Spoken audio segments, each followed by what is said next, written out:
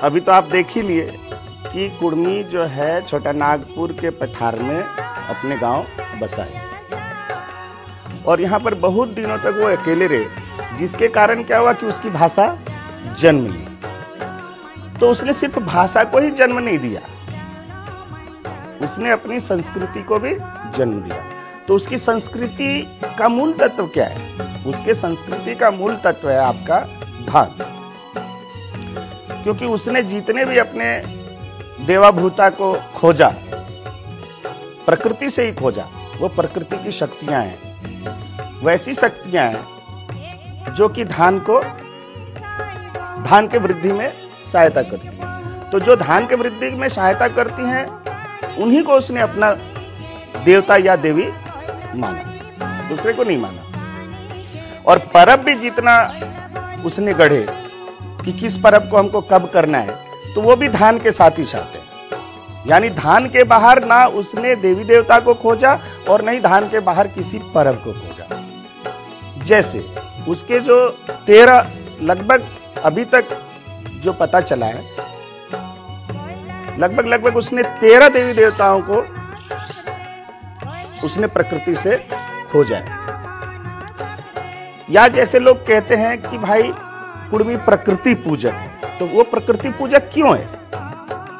पहले ये बात स्पष्ट होना चाहिए कि वो प्रकृति पूजक क्यों है। इसलिए क्योंकि वो प्रकृति के शक्तियों की पूजा करता है। प्रकृति के शक्तियों की पूजा करता है। प्रकृति के किन शक्तियों की पूजा करता है? जो धान के वृद्धि में सहायक है। अगर धान के वृद्धि में सहायक नहीं है तो वो उसका देवी देवता नहीं है। जैसे उसका पहला देवता, उसके पहले देवता को देखिए। उसका पहला देवता जो है, माने पहला कहने का मतलब है वहां से हम लोग शुरू करते हैं। आपका जो दक्षिण पश्चिम का कोना है, जो दक्षिण पश्चिम का दिशा है, तो दक्षिण पश्चिम में आप देखेंगे, नहीं उत्तर पश्चिम में, जो उत्तर पश्चिम का कोना हुआ, उत्तर पश्चिम के कोना को वो कहता है कुर्मी भाड़ार कुंड। भाड़ार कुंड, भाड़ार का मतलब होता है भंडार और कुंड का मतलब होता है स्रोत। तो जो भाड़ार कुंड है वो उसके भंडार को भरता है। कैसे भरता है? और उस देवता का नाम वो रखा है बाघुत कुद्रा। उसको वो कहता है बाघुत कुद्रा। बाघुत माने हवा और कुद्रा माने काला।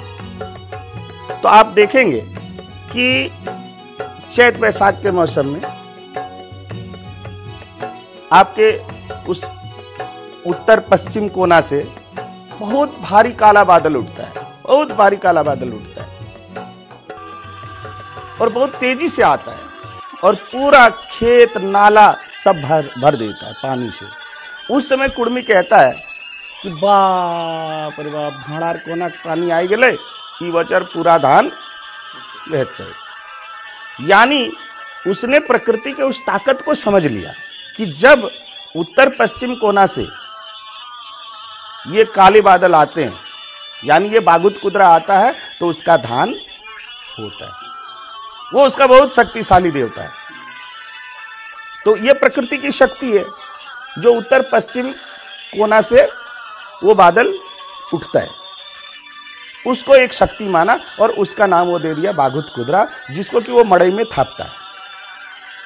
अभी तक मतलब मैं जितना भी गांव गया हूं, किसी गांव ने नहीं नकारा कि उसके गांव में बाघुत कुद्रा नहीं है। बाघुत नाम से बहुत लोग बघोत भी बोलता है, लेकिन वो बाघुत कुद्रा है।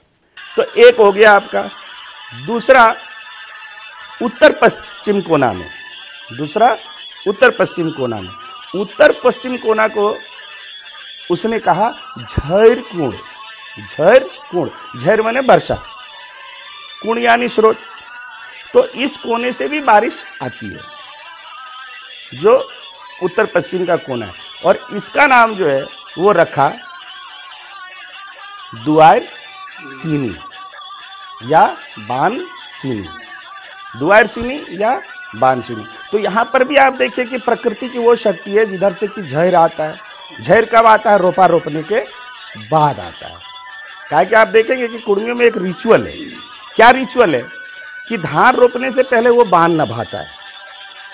गांव की मैंने घर की जो मैंने जिसका खेत होता है, तो गांव का जो महतो होता है, जो उस गांव का स्थापना करने वाला मालिक होता है, उसका खेत पहले रोपाता है कि जो पतोहू होती है वो जाकर बांध नभाती है, जिसको कि हम लोग पांचाटी पूजा भी बोलते हैं। पांचाटी पूजा भी बोलते हैं। तो बांध नभाना मतलब क्या? नभाना माने उतारना, यानी बुलाना। यानी उस समय वो आह्वान करता है किसको? बांसिनी को, दुआरसिनी को, जो उसका उत्तर पश्चिम का देवता है, जो धान रोपने के बाद झैर के रूप में आएगा पानी, ताकि उसका धान बढ़े। तो ये दो देवता हो गए उसके, और दोनों जो है धान के साथ संबंधित है।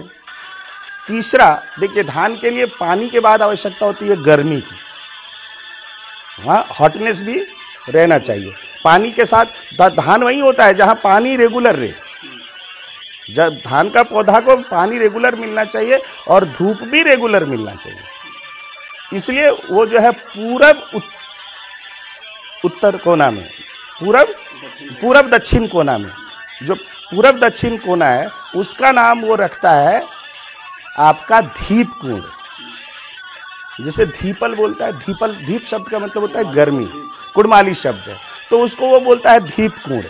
यानी जो उसका पूरब दक्षिण कोना है, वहाँ से गर्मी, वो गर्मी का स्रोत है, वहाँ से गर्मी आता है, तो उसको वो दीप कुंड बोला। और उसके देवता को वो कहता है चेड़ी गोसाई।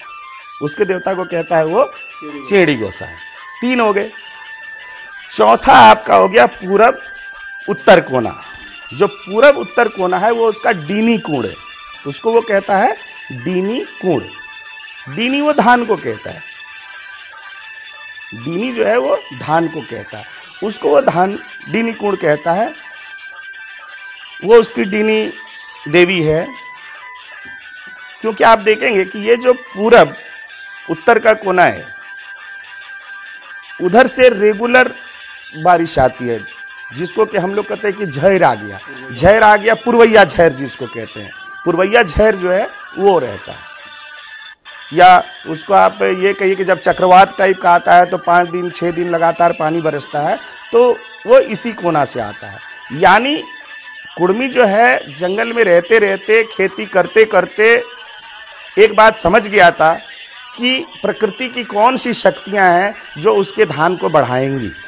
तो इस तरह उसने 4 कोना में 4 शक्तियों को देख लिया, 4 शक्तियों को देख लिया, और इसको अपना देवता मान लिया और उसका नाम भी दे दिया। बागुत कुदरा, दुआरसिनी या बांसीन, चेड़ी गोसाई और आपका डीनी कोन, डीनी। तो ये 4 उसके देवता हो गए। 5वां जो सबसे इंपॉर्टेंट है, इसको तो पहले ही कहना चाहिए था, लेकिन चूंकि ये कोना को पकड़े, पूरब में जो है उसका, देखिए पूरब में सूरज उगता है, उसी को उसने कहा धर्म, सूरज को ही उसने कहा धर्म राय कहता है। तो आप समझिए कि वो कह रहा है वो देवता है उसका, तो वो धर्म राय है, जिसको वो रेघा बूढ़ा भी बोलता है। रेघा माने लाइन होता है, रेघा माने कुड़माली में रेघा माने लाइन होता है, तो उसको वो रेघा बूढ़ा बोला। क्योंकि जो सूरज की किरणें जो है लाइन लाइन सी आती हैं, तो उसको लगा कि ये रेघा है, जो सीधे लाइन आता है, तो वो उसको रेघा बूढ़ा बोला, और उसको वो धर्म बोला। उसको धर्म क्यों बोला भाई? धर्म बोला, लेकिन उसका स्थापना नहीं करता है, मड़ई में उसका स्थापना वो नहीं करता है।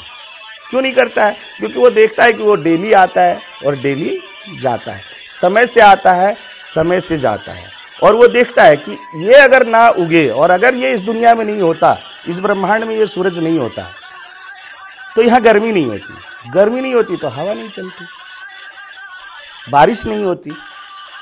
तो ये सबसे शक्तिशाली है, वो उसको धर्म बोला। और इसीलिए वो क्या करता है? धर्म पूजा करता है। कब धर्म पूजा करता है? पीढ़ी में वो एक बार करता है। जैसे किसी का बड़ा बेटा का उसको शादी देना है, तो उस समय उसका नया पीढ़ी चालू होगा, तो उसके पहले वो उसको बलि देता है, उसका पूजा करता है। और आप देखिएगा कुड़मियों का मैक्सिमम पूजा में बलि होता है, मैक्सिमम पूजा में बलि होता है। एक कहावत भी है कुड़मियों में, कि पूजा मने पाठा और परब मने पीठा। ये उसका कहावत भी है। तो वो उसका धर्म राय है सूरज। पश्चिम में जाइएगा तो चांद राय है, क्योंकि पश्चिम में वो चांद को माना है। चांद राय हो गए, 2 शक्तियां हो गई इधर, तो 4 2 6 हो गए। 7वां उत्तर में बड़ो पहाड़ है। बड़ो पहाड़ है, पहाड़ के बिना भी बारिश नहीं होगा। और दक्षिण में है गौरैया। गौरैया यानी जो गोवंश को, जानवरों को बढ़ाता है, क्योंकि जानवर के बिना भी इसकी खेती नहीं होगी। यानी ये जो अभी तक 8 देवता जिसने इसमें माने देवी देवताओं को, वो सभी तो प्राकृतिक की शक्तियां हैं। तो चूंकि ये प्रकृति की शक्तियां हैं और वो उन्हीं की पूजा करता है, इसलिए ये प्रकृति पूजक है और कोई दूसरा कारण नहीं है। ये कहीं पर भी किसी काल्पनिक देवता की पूजा नहीं करता है। वो सीधा सीधा देख रहा है कि भाई बागुत कूद रहा है, देख रहा है द्वार सीनी है, वो देख रहा है कि चढ़ी गोसाएं है, वो देख रहा है कि डीनी है। तो वो सारे प्रकृति की शक्तियां हैं और ऐसी शक्तियां जो धान को बढ़ावा दे, धान से बाहर नहीं। उसके बाद गांव के मूल में बीच में वो थापता है गांव ग्राम, जिसको वो बूढ़ा बापा भी बोलता है, बूढ़ा बाप भी बोलता है, उसको देशवेल भी बोलता है, गांवा देवती भी बोलता है। वो देवैती है, उसको देवी नहीं समझना है, वो देवैती है। देवैती है माने देने वाला है, यानी जिसने उस गांव की स्थापना की उसके पुरखे। तो अगर गौर करके देखा जाए तो सभी कुर्मी एक ही पुरखे के हम लोग। और वो बूढ़ा बाप वो किसको कहता है? बूढ़ा बाप उसी को कहता है जिसने उसको खेती करने की कला सिखाई, खेत बनाने का कला सिखाया, जिसने उसको सब रिचुअल सिखाया, जन्म, विवाह और मृत्यु तीनों संस्कार का विधि विधान दिया, 13 देवी देवता दिया और 13 परब दिया। तो जिसने इस पूरे सिस्टम को स्थापित किया अपने विवेक से और प्रकृति के अनुभव से, वही उसका बूढ़ा बाप है। उसको वो अपना बूढ़ा बाप बोलता है। तो ये आपका 9वां हो गया। 10वां में महामाय, ये धरती। तो क्योंकि माँ जो है किसी एक को खाना देती है और महामाय सबको खाना देती है, तो इस धरती को उसने महामाय या वसो माता माय बोला। ये हमारी वसो माता माँ है, ये हमारी धरती है, ये मेरी माँ है, क्योंकि यही सबको खाना देती है। तो ये उसका 10वां स्थापना हो गया। 11वां में है जाहिर बुढ़ी। जाहिर बुढ़ी या जाहिर थान बोलते हैं। तो जो जाहिर स्थान होता है वो, या जाहिर सारना भी बोलते हैं, कहीं के पे जाहिर सारना बोलते हैं, कहीं जाहिर थान बोलते हैं, कहीं जाहिर बुढ़ी भी बोलते हैं। अब वो कौन है भाई? तो वो है जंगल की देवी है। वो जंगल की देवी है क्योंकि जंगल भी उसके लिए कृषि कार्य में सहायक है। उसके बाद एक है उसकी रंगो बुढ़ी, उसको बोलता है रेंगी बुढ़ी। उसके बाद है एक उसका रंगाहाड़ी। तो ये सब मिला के उसका 13 देवी देवता हो जाता है। अब यहां पर देखने से क्या पता चलता है कि एक भी उसका काल्पनिक नहीं, सारे के सारे उसका क्योंकि मूल काम है धान की खेती करना। तो चूंकि वो धान की खेती करता है, वो जंगल में अकेला था और उसको जंगल से धान मिल जाता है। और आपको आश्चर्य होगा ये जानकर, 1-2 धान नहीं, 1-2 प्रजातियां नहीं, उसने हजारों प्रजातियां खोजी हैं जंगल में। वो कहीं उसको बाहर से मिला नहीं था। इस छोटा नागपुर के पेठार में, जिसके नाम अभी भी है। आप अभी भी चले जाइए जिस जिस क्षेत्र में धान की खेती होती है और आप उनसे पूछिए कि भाई इसका लोकल नाम, क्षेत्रीय नाम क्या है।